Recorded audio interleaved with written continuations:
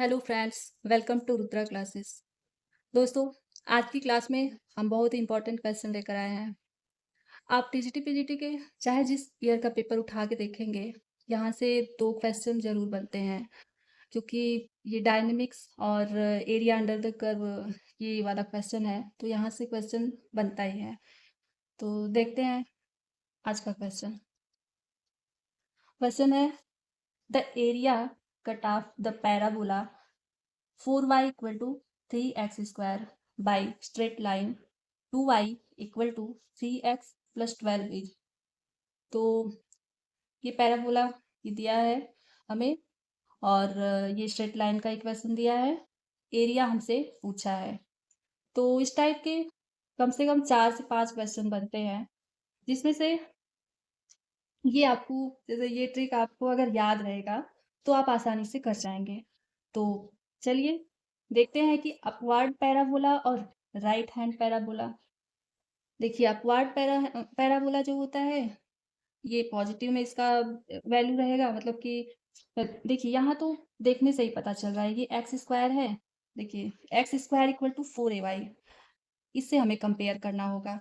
अगर ऐसा हमारा एक्स स्क्वायर के फॉर्मेट में बन रहा है तो अपवर्ड पैराबोला होगा, मतलब कि ये क्वेश्चन में जो हमें दिया है ये अपवर्ड पैराबोला बना रहा है। और राइट हैंड पैराबोला के लिए Y square equal to 4ax होना चाहिए, मतलब यहाँ एक्स स्क्वायर की जगह वाई स्क्वायर दिया रहेगा। आप जान जाएंगे कि ये राइट हैंड पैराबोला है। तो देखते हैं, यहाँ इसमें भी दो तरह के क्वेश्चन बनेंगे। कहीं सी का वैल्यू दिया रहेगा, ये सी का वैल्यू कहीं दिया रहेगा क्वेश्चन में, और मतलब नहीं भी दिया जा सकता है, तो जैसा कि इसमें दिया गया है। तो देखते हैं अपवार्ड पैराबोला क्या होता है। इसमें एक्स इक्वल टू 4ay ऐसा फॉर्मेट बनना चाहिए, और दो तरह के क्वेश्चन इसमें बनते हैं, y equal to m x और y equal to m x plus c. देखिए, y equal to m x कब बनता है, अगर c इक्वल टू 0 हो, मतलब कि लाइन जो है ओरिजिन से पास हो रही है, तो y equal to m x बनेगा। और अगर c का वैल्यू हमें दिया है तो ये रिक्वायर्ड एरिया जो है यहाँ कुछ दूसरा रहेगा। तो देखते हैं, यहाँ y इक्वल टू अगर एम एक्स बना रहा है तो रिक्वायर्ड एरिया क्या होगा। इसके लिए रिक्वायर्ड एरिया होगा 8/3 ए स्क्वायर एम क्यूब, और अगर y equal to m x plus c है तो इसके लिए रिक्वायर्ड एरिया जो है 27 इंटू, बस फार्मूला यही रहेगा, यहाँ 27 हो जाएगा, 27 into 8/3 a square M cube. बस यही करना है अपवर्ड पैराबोला के लिए। डाउनवर्ड पैराबोला के लिए बस वैल्यू निगेटिव में होगा, वो मतलब नीचे की तरफ नीचे की तरफ होगा तो वो निगेटिव में होगा ही। तो चलिए, क्वेश्चन लगभग इन्हीं दोनों से ज्यादा बनते हैं। तो देखते हैं ये राइट हैंड पैराबोला क्या होता है। तो राइट हैंड पैराबोला जो होता है Y square equal to 4ax ऐसा फॉर्मेट बनेगा। यहाँ इसमें भी दो तरह के रहेंगे, y equal to m x, y equal to m x plus c. तो y equal to m x के लिए रिक्वायर्ड एरिया जो होगा 8/3 ए स्क्वायर 1/m³ होगा। फार्मूला बस पीछे का ही, मतलब अपवार्ड में जो है बस वही रहेगा। इसमें ये हो जाएगा, ये जो m³ है यहाँ ऊपर था, और यहाँ राइट हैंड पैराबोला और लेफ्ट हैंड पैराबोला में नीचे आ जाएगा ये m³।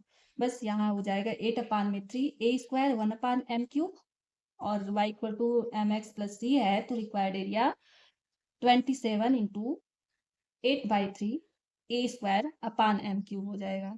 बस देखिए, बस ये चार तरह के क्वेश्चन, ये अपवर्ड पैराबोला, डाउनवर्ड पैराबोला, ये right hand parabola, left hand parabola, ये चार तरह के क्वेश्चन पूछे जाते हैं एग्जाम में। जैसा कि ये ऐसा, ये फार्मूला आपको, मतलब ये थोड़ा याद करना होगा। अगर आपको एक याद है तो दूसरा तीसरा चौथा आराम से आप याद कर सकते हैं। तो चलिए, अब यहाँ हम पहचानते हैं कि ए का वैल्यू कहाँ है और एम का वैल्यू कहाँ है, क्योंकि फार्मूले में हमें बस ए का वैल्यू पहचानना है और एम का वैल्यू पुट करेंगे और आंसर आएगा। तो देखते हैं, ए का वैल्यू हमें यहाँ से मिलेगा और एम का वैल्यू हमें यहाँ से मिलेगा। तो पहले हम a का वैल्यू निकालते हैं। देखिए 4y इक्वल टू 3x² है, इसको हम कंपेयर करेंगे ये वाले इक्वेशन से, मतलब कि ये जो पैराबोला का, ये अपवार्ड पैराबोला के लिए जो होता है इक्वेशन, तो x² इक्वल टू हो जाएगा y, यहाँ x² इक्वल टू 4ay होता है, तो इससे हमें कंपेयर करना है ये वाला इक्वेशन, तो 4y इक्वल टू 3x² है, तो हो जाएगा x², ये 3 को हम इस साइड लेके जाएंगे, आ जाएगा x² इक्वल टू 4/3y, तो हो जाएगा ये x², तो ये इससे कंपेयर करना है हमें, ये तो कट जाएगा, आ जाएगा 4a इक्वल टू 4/3, तो a इक्वल टू निकल जाएगा हमारा 4 अपान में ये मल्टीप्लाई हो जाएगा, 4 का 3 से 4/12 आएगा, a का वैल्यू हमारा 1/3 निकला। तो यहाँ सॉल्व करेंगे, a इक्वल टू 1/3। अब m का वैल्यू कैसे निकालेंगे, यहाँ इक्वेशन स्ट्रेट लाइन में दिया है 2y equal to 3x plus 12, ये हमारा इक्वेशन है। तो अब यहाँ देखेंगे c का वैल्यू हमें दिया है, जो x का कोफिशिएंट होता है वही हमारा m का वैल्यू होता है। तो देखते हैं यहाँ 2y equal to 3x plus 12 है, ये इक्वेशन हमें क्वेश्चन में दिया है, और अब इसको हम mx के फॉर्म में बनाएंगे, तो y इक्वल टू ये 2 हम इसी साइड लाएंगे, तो ये 2 यहाँ अपान में हो जाएगा 3/2 x प्लस ये 2 का 12 से मल्टीप्लाई हो जाएगा, यहाँ 6 आएगा। अब y equal to m x plus c इस फॉर्म में बन गया, और ये m का वैल्यू हमारा 3/2 आ गया। चलिए m इक्वल टू आया 3/2। अब ये जो फार्मूला बना है यहाँ हम पुट कर देंगे, c का वैल्यू हमें दिया है, तो mx प्लस सी, mx प्लस सी के लिए रिक्वायर्ड एरिया होता है 27 इंटू 8/3 a² m³, और ये अपवार्ड पैराबोला है क्योंकि x² के फॉर्म में है, x² इक्वल टू 4ay, क्योंकि इससे हमें कंपेयर करना होगा, तो इसके फॉर्म में ये है, ये पता चल रहा है कि ये अपवार्ड पैराबोला है। तो चलिए ये फार्मूला हम यहाँ लगा दे रहे हैं, रिक्वायर्ड एरिया इक्वल टू हो जाएगा 27 इंटू 8/3 a² m³, बस अब इसमें वैल्यू हमें पुट करना है और आंसर आ जाएगा 8/3, 27 इंटू 8/3, a की जगह हमें 1/3 रखना है, यहाँ a² है तो इसका स्क्वायर कर देंगे, आ जाएगा 1/9 इंटू ये m का वैल्यू 3/2 है, और यहाँ m³ है तो इसका क्यूब करना होगा, तो यहाँ हो जाएगा 3 का 3 बार मल्टीप्लाई करेंगे 27 आएगा, और 2 का मल्टीप्लाई 3 बार करेंगे यहाँ 8 आ जाएगा। अब जो भी कट पिट रहा है इसको कटा देंगे और रिक्वायर्ड एरिया हमारा निकल जाएगा। देखिए ये 9 का ये 27 कटाएंगे, और ये 3 ये कटा, उसके बाद ये 8 सब कैंसिल हो गया, बचा हमारा 27, ये आंसर आया। रिक्वायर्ड एरिया जो होता है यहाँ आंसर आया 27, तो 27 यूनिट, 27 स्क्वायर यूनिट, ये हमारा ऑप्शन नंबर सी आंसर आया। तो दोस्तों ये हमें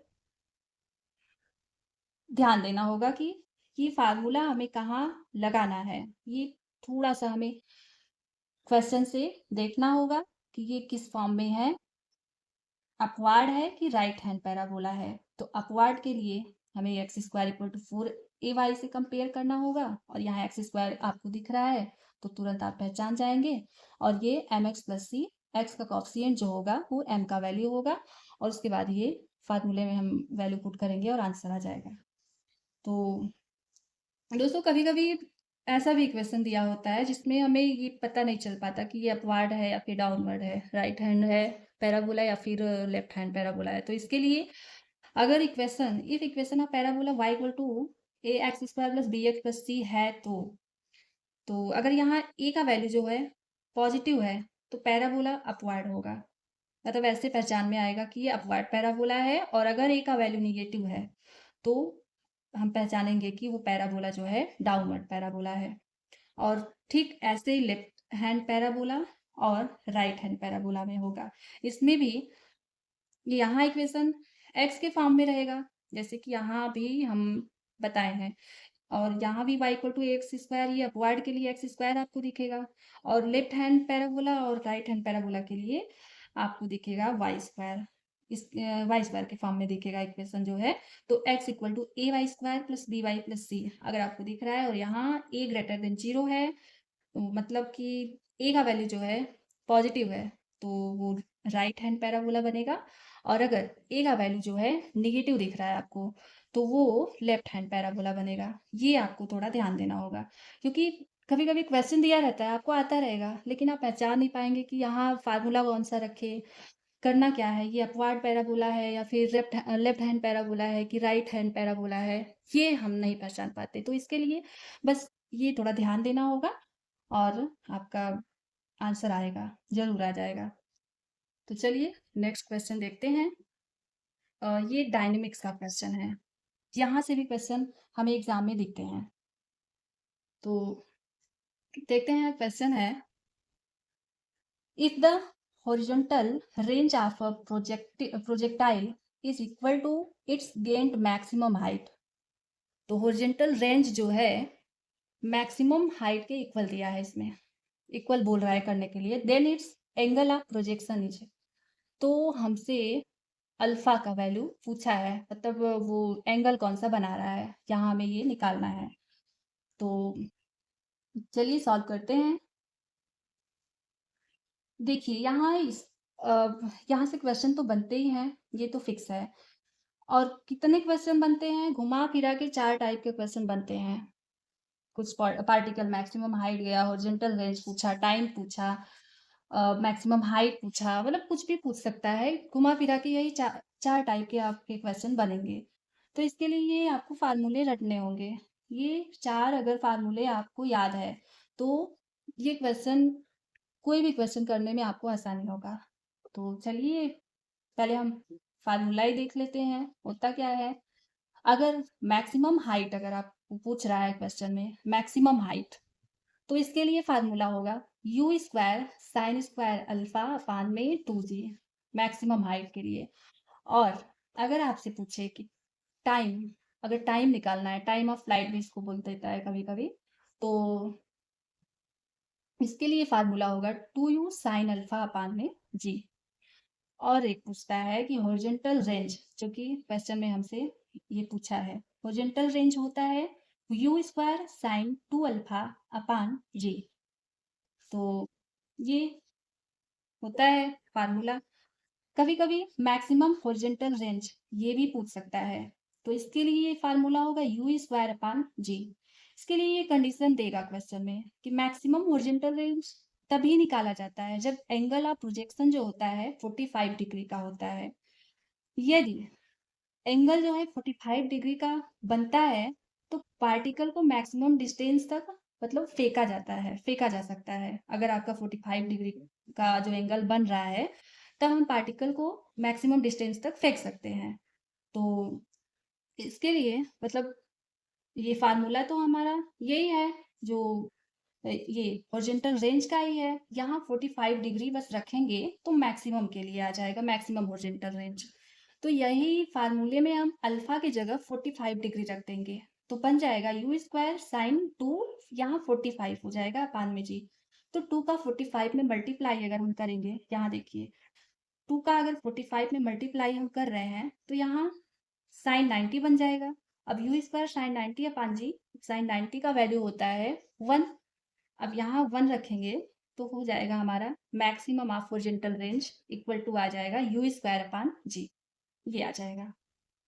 तो मिला जुला के ये 4 फार्मूले आपको याद रखना होगा, और आप इससे क्वेश्चन, कोई भी क्वेश्चन घुमा फिरा के आप पूछे तो आप आसानी से कर सकते हैं। जैसे कि इसमें हमसे पूछा है कि the horizontal range of projectile is equal to its gain maximum height, तो यहाँ दिया है हमें हॉरिजॉन्टल रेंज जो है मैक्सिमम हाइट के इक्वल है, तो लगा देंगे हॉरिजॉन्टल रेंज का फार्मूला और मैक्सिमम हाइट का, और इसको दोनों को इक्वल कर देंगे और सॉल्व कर लेंगे, तो एंगल हमारा आसानी से निकल जाएगा। चलिए देखते हैं हॉरिजॉन्टल रेंज क्या होता है। हॉरिजॉन्टल रेंज जो होता है यू स्क्वायर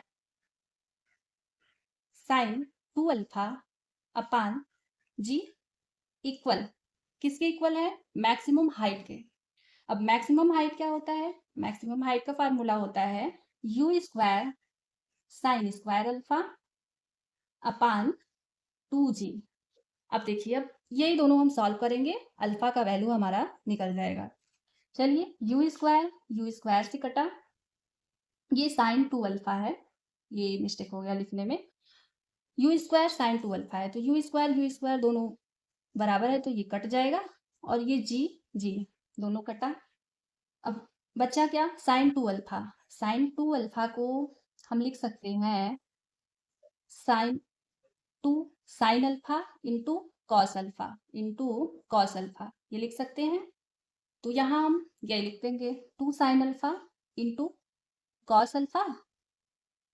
अब नीचे तो कुछ बचा नहीं है क्योंकि जी से कट गया है, equal to sine square alpha है। अब साइन स्क्वायर अल्फा को हम sine alpha into sine alpha, ये 2 बार लिख लेंगे, अपान ये 2 बचा है तो अपान 2 लिख देते हैं, और ये 2 जो है इस साइड आएगा तो मल्टीप्लाई हो जाएगा, ये 4 into sine alpha into cos alpha equal to sine alpha into sine alpha. अब इतना हमारा आ गया। अब देखिए, यहाँ हम जल्दीबाजी में ये साइन अल्फा कट कर देंगे, लेकिन ये हमें अल्फा जो है कट नहीं करना है, क्योंकि ये वेरिएबल है, जो अल्फा है वेरिएबल है, क्योंकि अल्फा को ही तो हमें निकालना है, अल्फा एंगल पूछा ही गया है, तो अल्फा को हम कट नहीं कर सकते।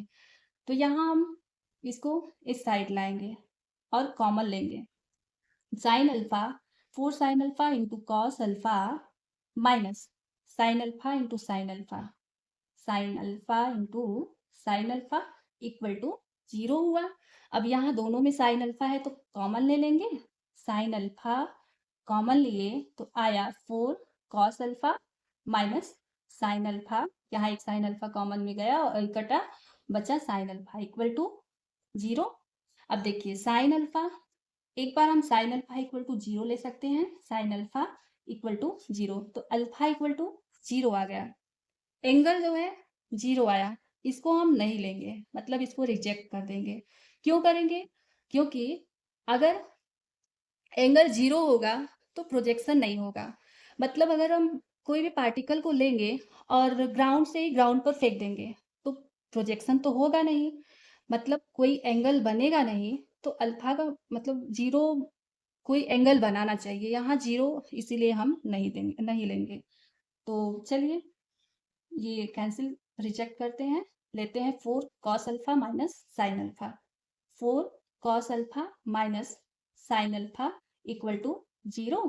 अब 4 cos alpha equal to sine alpha, इसको इस साइड लाएंगे, इक्वल टू साइन अल्फा हुआ। अब 4 इक्वल टू साइन अल्फा, ये कॉस अल्फा यहाँ इस साइड आ जाएगा साइन अल्फा अपान कॉस अल्फा। तो चलिए लिख ही देते हैं साइन अल्फा अपान कॉस अल्फा, तो हो जाएगा 4 इक्वल टू tan अल्फा। अब आ जाएगा अल्फा का वैल्यू हमारा tan इनवर्स 4, ये हमारा आंसर आएगा। तो एंगल ऑफ प्रोजेक्शन जो बनेगा यहाँ tan इनवर्स 4 बनेगा, ये आंसर होगा। तो option number tan inverse 4 option number B है। देखिए दोस्तों, ये जो 4 फार्मूला जो है ये हमें थोड़ा रटना होगा, और इससे हमसे मतलब क्वेश्चन में चाहे जो बनेगा ये फार्मूला रखेंगे और ये सॉल्व कर लेंगे। हमारा आंसर कुछ भी पूछेगा हम निकाल सकते हैं, मैक्सिमम हाइट पूछे, टाइम पूछे, हॉरिजॉन्टल रेंज पूछे, या फिर मैक्सिमम हॉरिजॉन्टल रेंज पूछे, कुछ भी पूछ सकता है क्वेश्चन में, हम आसानी से लगा सकते हैं।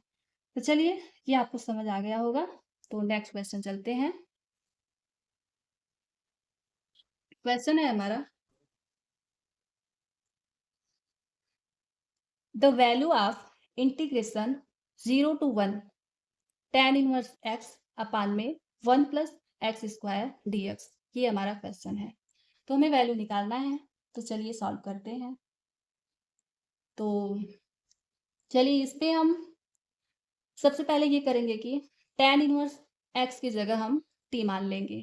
चलिए, let tan inverse x equal to मानेंगे हम ये t। अब इसका हम डिफरेंशियल करेंगे तो आ जाएगा 1 upon 1 plus x square d x equal to d t. तो अब देखिए यहाँ tan इनवर्स की जगह हमारा d बन जाएगा और 1 अपान यहाँ 1 है 1 अपान 1 प्लस एक्स स्क्वायर की जगह हम dt रख सकते हैं। तो देखिए एकदम छोटा हो गया, यहाँ इंटीग्रेशन ऑफ 0 to 1 आ जाएगा। ये पूरा ये tan इनवर्स x की जगह t रख दिए हम, क्योंकि यहाँ हम लेट किए हैं, इसको माने हैं। और 1 अपान 1 प्लस एक्स स्क्वायर की जगह ये dx की जगह मतलब यहाँ dt रख देंगे। अब इसका हम आसानी से इंटीग्रेशन करेंगे और ये 0 to 1 पे वैल्यू रखेंगे, हमारा आंसर तुरंत आएगा।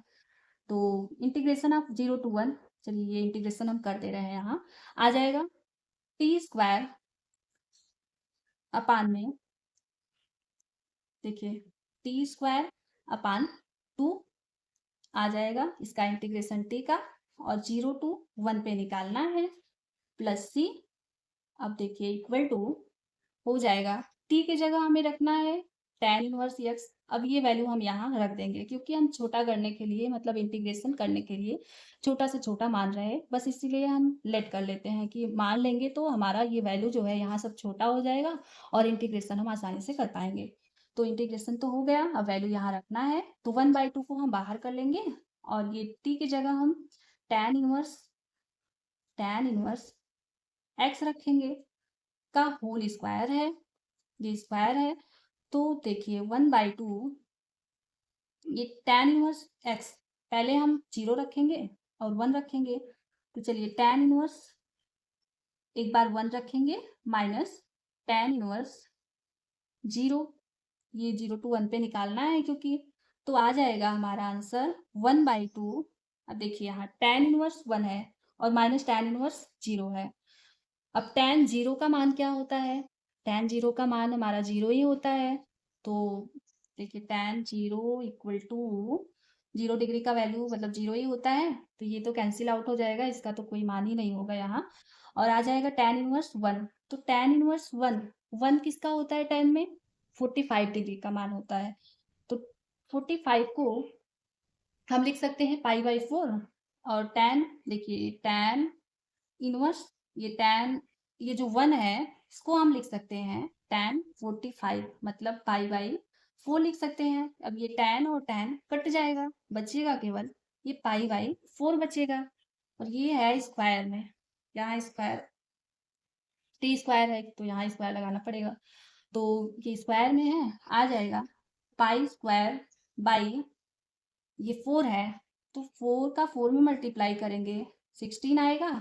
अब ये हमारा आंसर बन गया पाई स्क्वायर अपान में 32, पाई स्क्वायर अपान में 32, ये हमारा आंसर है। दोस्तों ये कई बार पूछा गया है क्वेश्चन, तो इसीलिए हम ले लिए हैं कि हो सकता है इसी टाइप का कुछ दूसरा पूछ ले ये वाले एग्जाम में। तो हमारा आंसर आ जाएगा pi square upon 32, option number, ये pi square upon 32 option number B, ये हमारा आंसर होगा। तो देखिए हमें कुछ नहीं इसमें करना है, बस tan इनवर्स x मतलब ऊपर वाले वैल्यू को हम छोटा करने के लिए कुछ मान लेते हैं, तो tan इनवर्स x को हम मान लिए t। अब tan इनवर्स x का डिफरेंशियल करेंगे, इसका हो जाएगा 1/1 plus x square dx dt हो जाएगा, तो dx dt इसके जगह पे पूरा यहाँ dt हो जाएगा, तो t dt अब 0 to 1 पे हम निकाल लेंगे वैल्यू, आंसर आएगा पाई स्क्वायर अपान 32। तो चलिए नेक्स्ट क्वेश्चन देखते हैं। तो हमारा नेक्स्ट क्वेश्चन है, if tan inverse x plus tan inverse y equal to π/2, then the value of xy। तो हमें ये दिया है tan inverse x plus x tan inverse y का वैल्यू जो π/2 दिया है, और इससे हमें एक्स वाई का वैल्यू निकालना है। तो चलिए सॉल्व करते हैं।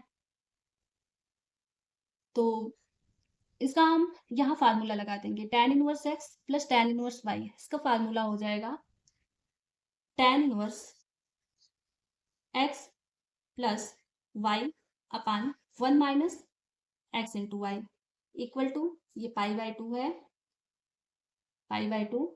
अब ये सॉल्व कर लेंगे, ये tan को हम इस साइड लेके आएंगे, तो हो जाएगा x plus y upon 1 minus x y equal to, ये tan इनवर्स इस साइड है तो दूसरे साइड जाएगा तो इनवर्स हट जाएगा, हो जाएगा tan π/2।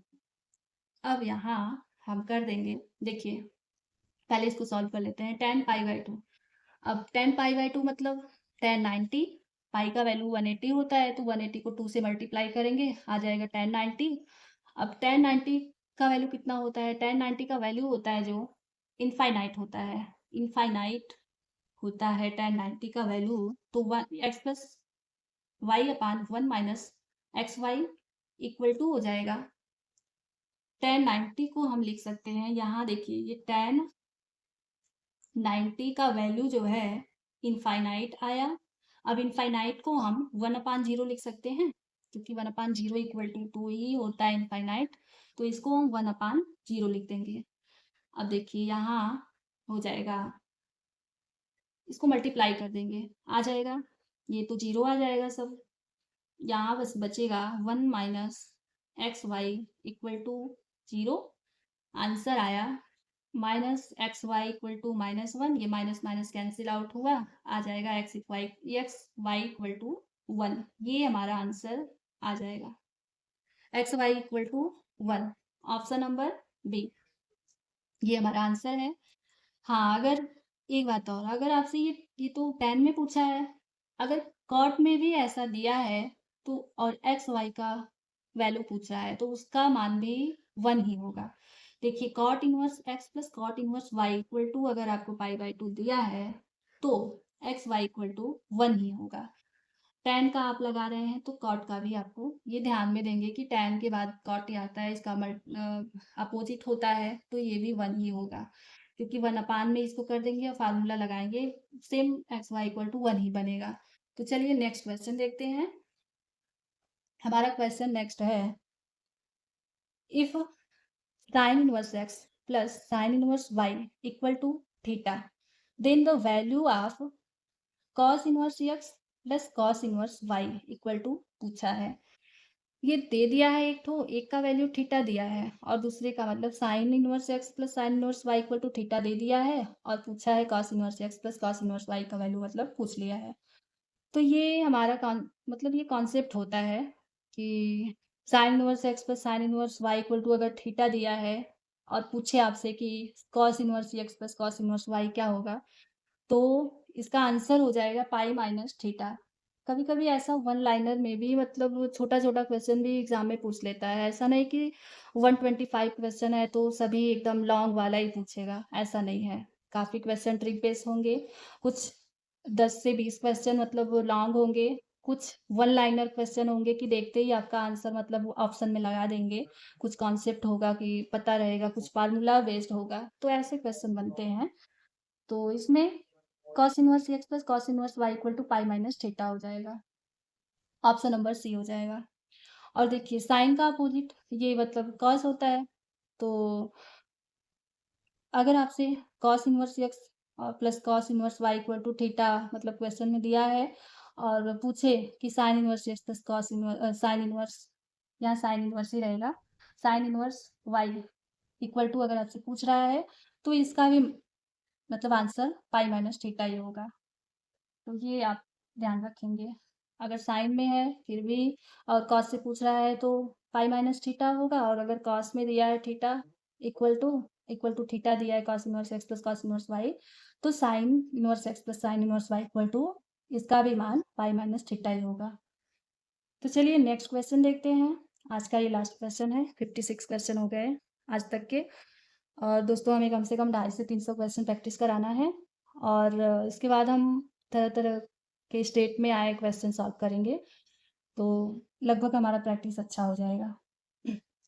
तो क्वेश्चन है, period of sine hyperbolic 2x upon 5 plus x is sine मतलब इसका पीरियड पूछा है क्या होगा।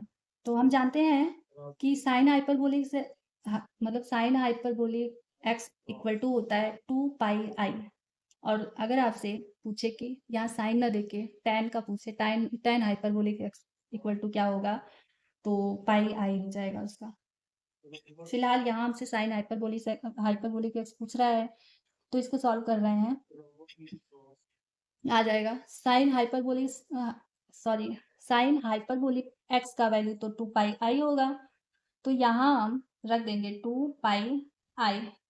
और हाइपरबोलिक फंक्शन में ये हमें ध्यान देना होता है कि जो एक्स का कॉप्सिएंट होता है, जो एक्स का कॉप्सिएंट मतलब किसी भी क्वेश्चन में अगर दिया है उसके बगल में कुछ, तो वो हमारा जो वैल्यू होगा वो नीचे आ जाएगा अपान में।